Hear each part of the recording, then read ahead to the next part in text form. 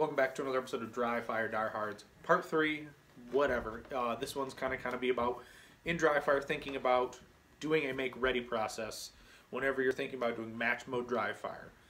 If you're practicing mini stages in your Dryfire space, your dojo, your, whatever you want to call it, it can honestly, I think, help, and especially if you're changing platforms or you've changed a piece of gear, you might want to have to cognitively think about it, because I know a lot of competitive shooters, their make ready is subconscious, which I'd hope it would be, because one less thing to think about is kind of nice. So why do I say work on your make ready in Dryfire? I would say do it once, twice a week maybe, just to keep it fresh and ingrained in your brain.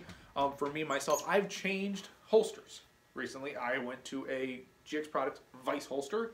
So honestly, I've got to remember to disengage the Vice lock on make ready, because I don't want an atomic wedgie, quoted that from Steve Anderson, but I don't want an atomic wedgie when I go to pull my gun out of the holster and have to defeat it, because that's the point of the Vice, is you have retention when you need it and you don't have it when you don't want it. So I've been working on it. Not like it's been an issue, but it's something to remember. Given the make ready command. Initially that'll be taken off. But anyway, I'm going to go through my Dryfire routine right now for you and kind of explain why and what I do. Things maybe you might think about doing. In front of me I've got a simulated El Prez if I backed up far enough, so it's just 3 USPSA targets distanced apart. But thinking about it, doing the make ready, my make ready essentially is when I get told the make ready command, I will initially unlock the Vice. Then I have the gun out.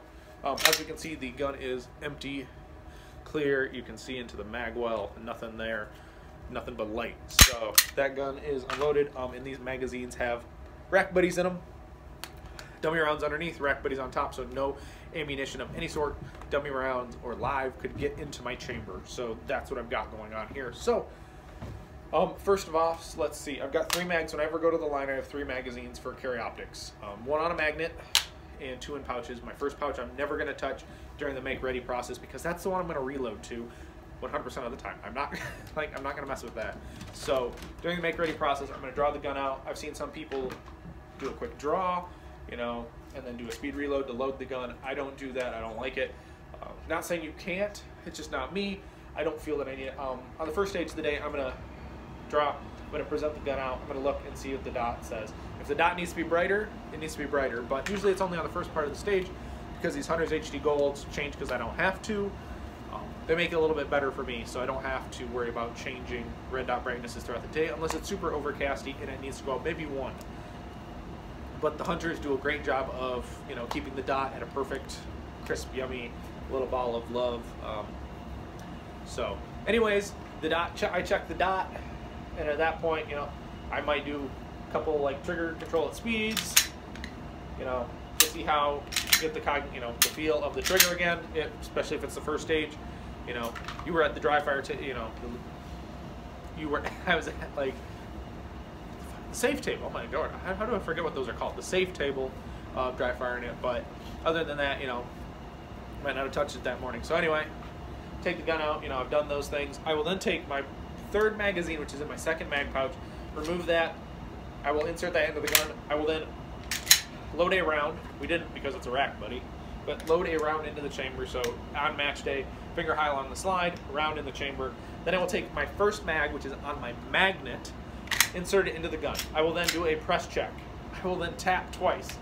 I picked that up from Scott Jedlinski, watching his match videos and whatnot. It's kind of his make ready, is, he'll press check the gun, tap it, just make sure it's in battery. You never know, some weird shit.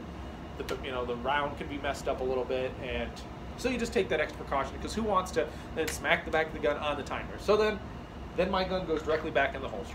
My hand will then stay on this firearm until I have determined that I am ready, and give the RO a signal, yep, he's in the start position. I can ask him if I can tell him to stand by. And then they'll hit the timer after 1 to 4 seconds. It'll beep, and then you start the stage. So, but usually after I've loaded the gun in my hands there, I'm doing my last visualizations of the stage. No big deal on that. And then I let them know I'm ready. You can audibly say yes. You can nod. You can not acknowledge it.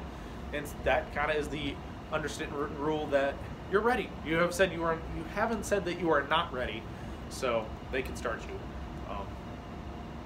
But yeah, so there's some things, that's my make ready, why I kind of do it. Simple, super safe.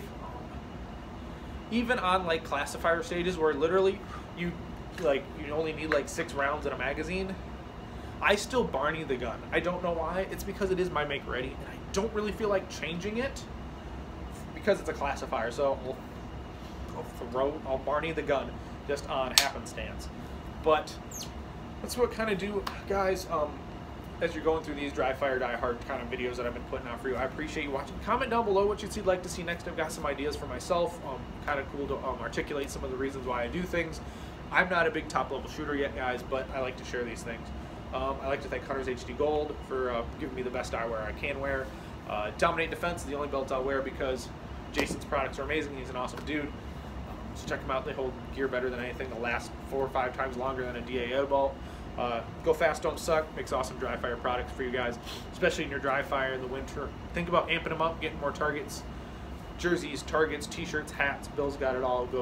Go see him. Tell him Manny sent you. But yeah, until next time, guys, get out and do things.